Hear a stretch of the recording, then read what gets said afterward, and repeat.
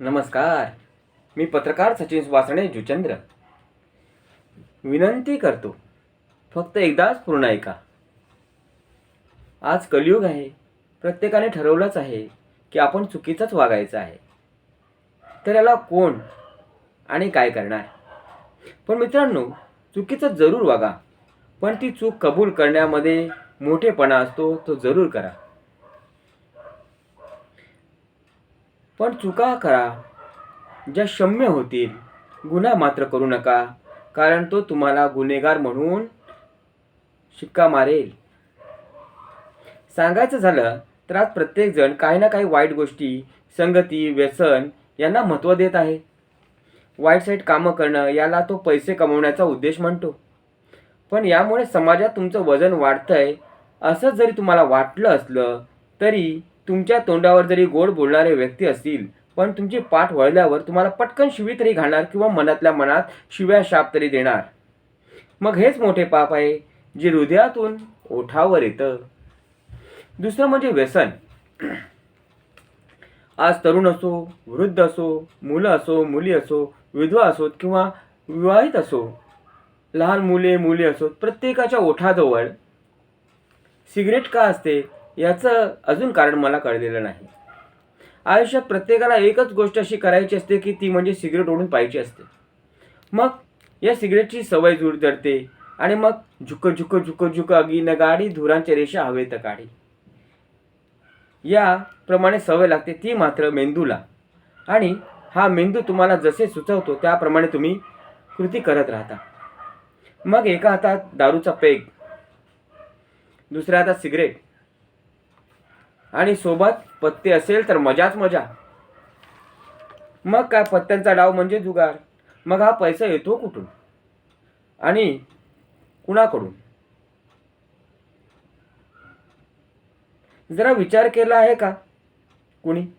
घरातला सिलेंडर जर महाग झाला तर मोठमोठ्यानं ओरडणाऱ्या महिला पतीला, मुलांना त्यांच्या व्यसनापासून दूर का करत नाही? त्याबद्दल विचारत का नाही? आणि विचारतात का? तंबाखूचे पुडीचे दर वाढले तर काही बोलत नाही. सिगरेटचे पॅकेट महाग झाले तरी यावर काही बोलत नाही. दारू स्वतः पिणारे व इतरांना पाजणारे दारू महाग झाली म्हणून काही कांगावं करत नाही का? तर तुम्हाला सिलेंडर एका महिन्याचे बजेट 400वरून 1000वर आले म्हणजे 600 रुपये वाढले. 600 भागिले 2 बरोबर 300 म्हणजे 150 रुपये. दिवसाला 20 रुपये. मग मला सांगा, 20 रुपये लागले तरी का कांगावा काढता? मग तुमचा नवरा, मुलगा, मुलगी इतकी व्यसन करते त्याबद्दल तुम्ही काहीच बोलत नाही आहात. आणि खरं पाहिले तर हा पैसा तुमचा सिलेंडर आणणाऱ्या HP गॅस किंवा भारत गॅसवाल्याच्या पगारासाठी पण जातो, वजन उतरणाऱ्यांसाठी जातो. हे का विसरताय? त्याचप्रमाणे प्रदूषण विरहित आयुष्य जगायचे असेल तर घरगुती गॅस सिलेंडर हे उत्तम साधन आहे. पण हे मात्र तुम्ही विसरताय.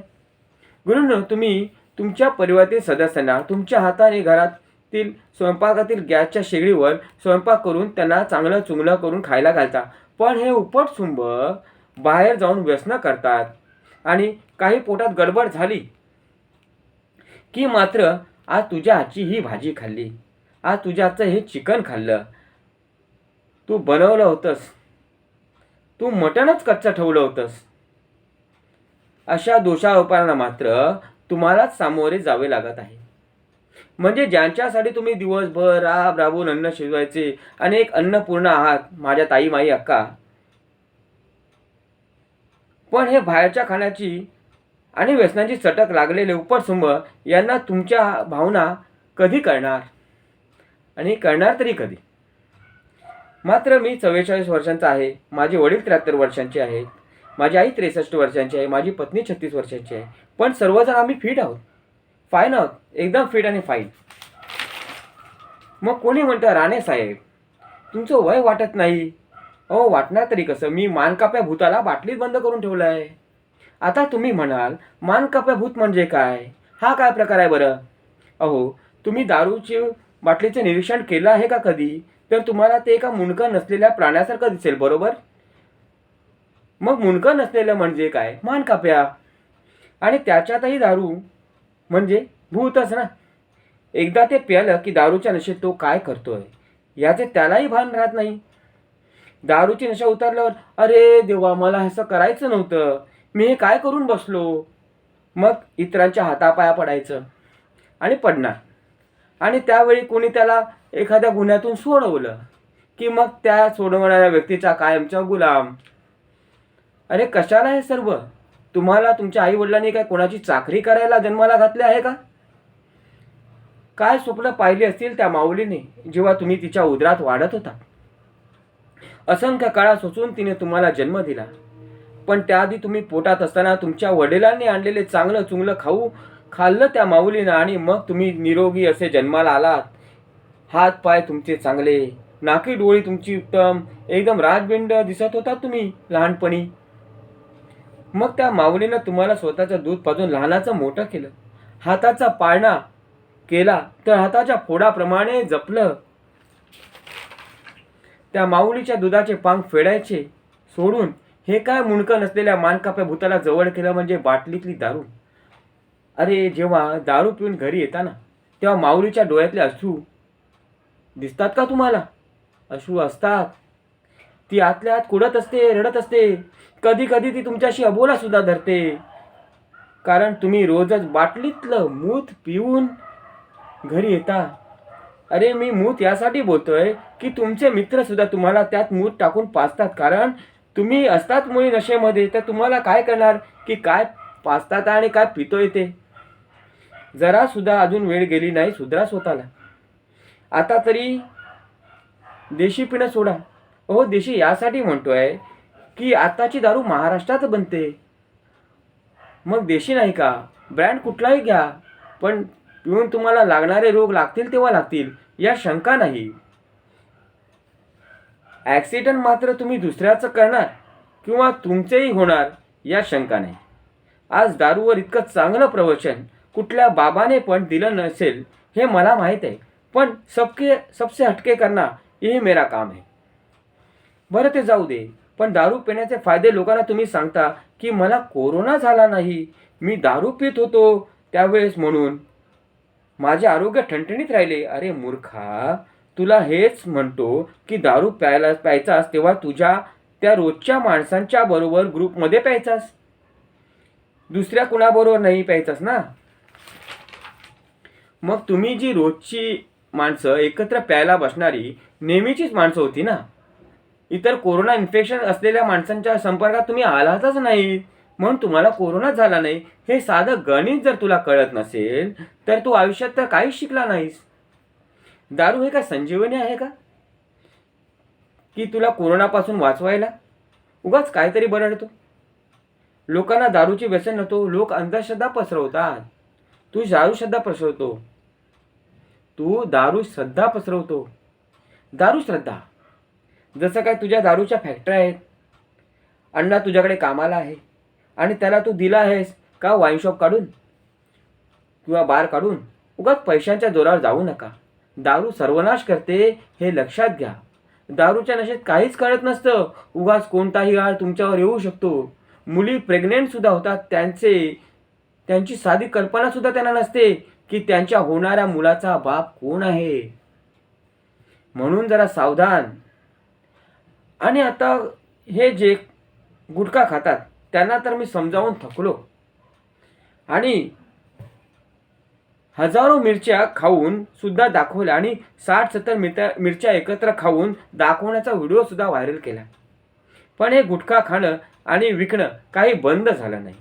अरे दात किडले, तोंडाला वास येतो, पायरिया झाला, आमटी सुद्धा तिखट लागते, चालत नाही, गाल सुजले,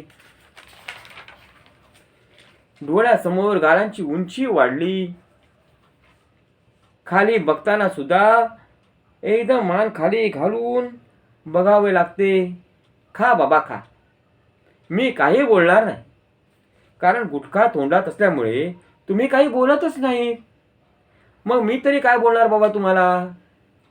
गुटखा एकदम चविष्ट, चांगला, रुचकर, मौल्यवान असतो की तो थुंकायला सुद्धा जीवावर येतं आणि जीवावर येऊन थुंकावे लागते.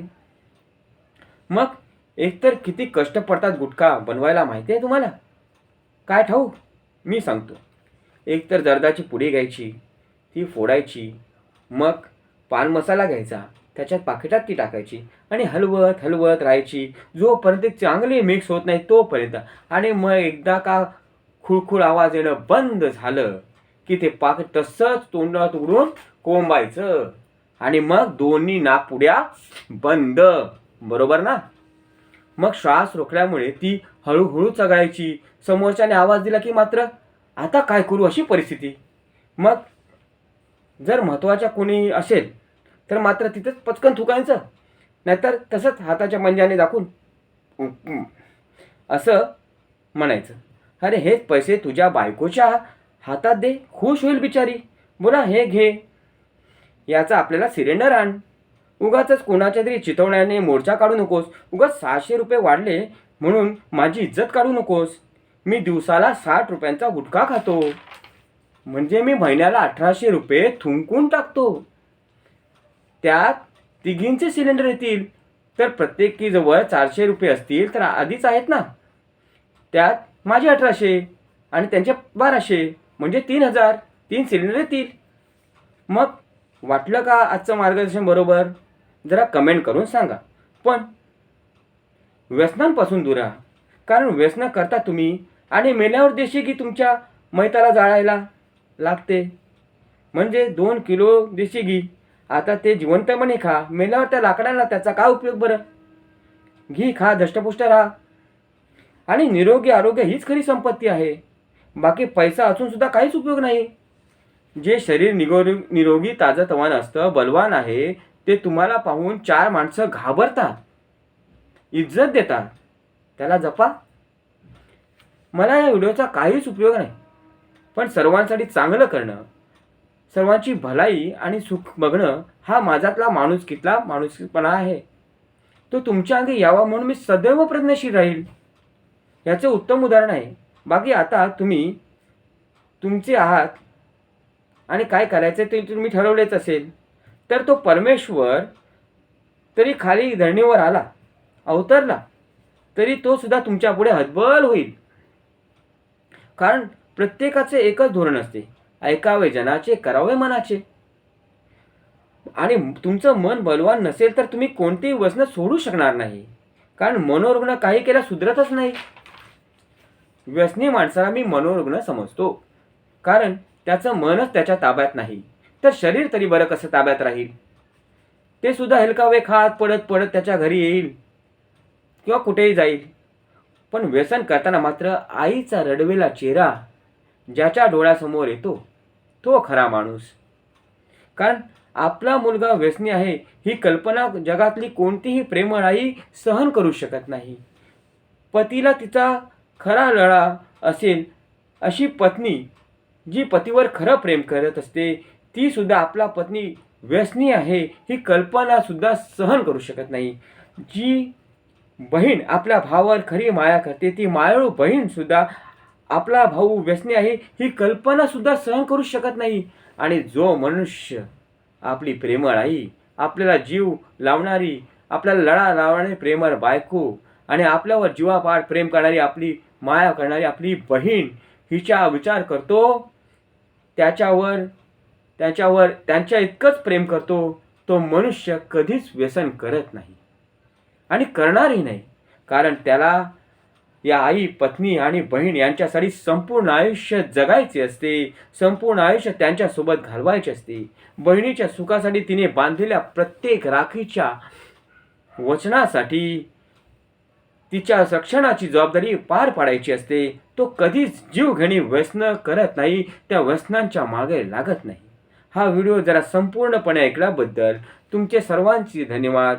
प्रत्येकाला आणि प्रत्येकाच्या आईचे आयुष्य आई चंडिका देवी जुचंद्र उदंड करो. प्रत्येक स्त्रीच्या कुंकवाचे रक्षण आई चंडिका देवी जुचंद्र रक्षण करो.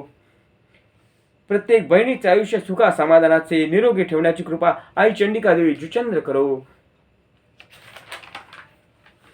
आई चंडिका माता जुचंद्र सर्वांना सुखी ठेवो. आणि आईच्या चरणी प्रार्थना, 27 एप्रिलला आई चंडिका देवी जुचंद्र यांची यात्रा आहे, तरी सर्वांनी यात्रेला यायचं आहे.